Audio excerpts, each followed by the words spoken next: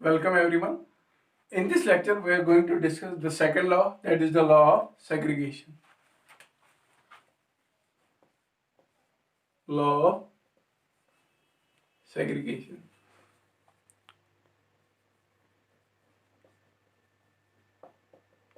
So law of segregation को हम define करेंगे, हम लिखेंगे it states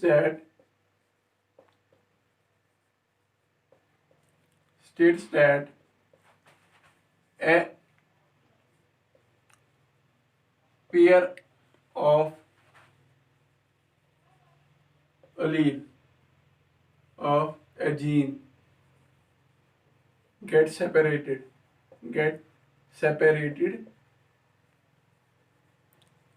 at the time of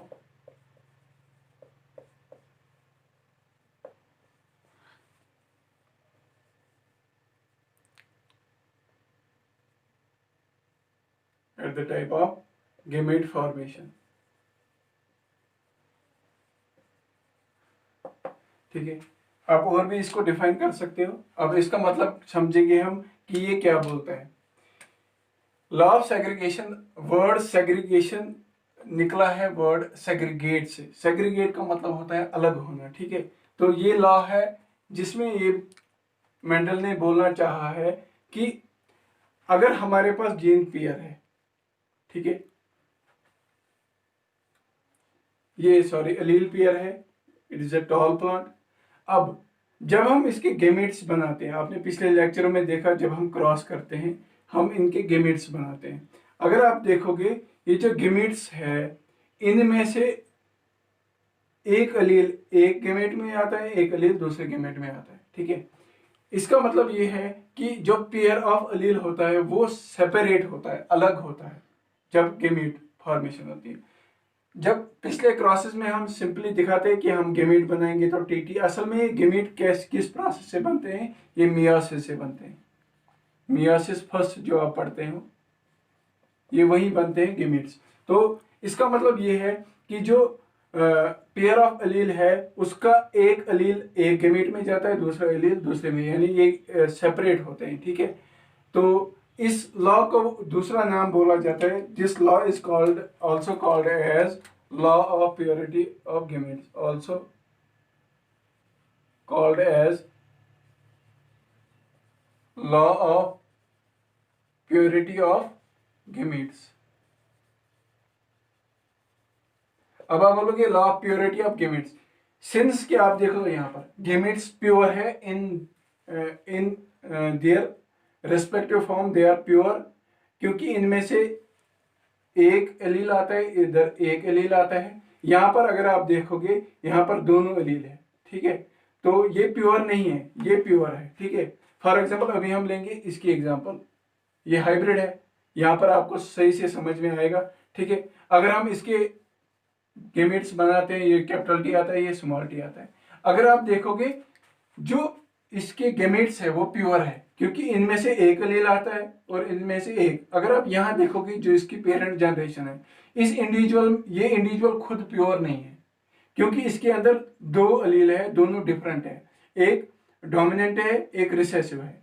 तो ये इसको इसलिए बोलते हैं purity of gametes, law of pure, क्योंकि जो गेमेट्स होते हैं वो इन प्योर फॉर्म में होते हैं. ठीक है, सिंस हम ये भी बोलते हैं कि जो मतलब लॉ ऑफ डोमिनेंस बोलता है कि F1 जनरेशन में ओनली एक एक्सप्रेस होता है. ठीक है, दैट इज डोमिनेंट एलील, लेकिन F2 में दूसरा भी एक्सप्रेस होता है, T और T. अगर आपने देखा होगा पिछले लेक्चर में 3:1 रेशियो आता है F2 में, तो जो 1 होता है ये रिसेसिव होता है. इसका ये मतलब है F1 जनरेशन में रिसेसिव दिखा ही नहीं, लेकिन F2 में दिख गया. इसका ये मतलब है कि ये एक साथ रहते हैं, लेकिन गेमीट के दौरान ये अलग अलग हो जाते हैं, तभी तो ये रिसेसिव वाला F2 जनरेशन में शो अप होता है. अगर अलग अलग होते, अगर ऐसा होता है ब्लेंडिंग होती है इनमें, ठीक है, तो क्या होता है कि ये जो रिसेसिव वाला है ये F2 में एक्सप्रेस नहीं होता है. So there occurs no blending. So this trait or this allele both get separated at the time of gamete formation. So this is the law of segregation, also called as law of purity of gametes. लेकिन इस law की भी अपनी जो drawbacks है, अपने limitations है, वो ये है कि ये लॉ अप्लाई होता है सिर्फ डिप्लॉयड ऑर्गेनिजम्स पे जो कि हैप्लॉयड गेमीट्स बनाते हैं. So it satisfies on diploid organisms and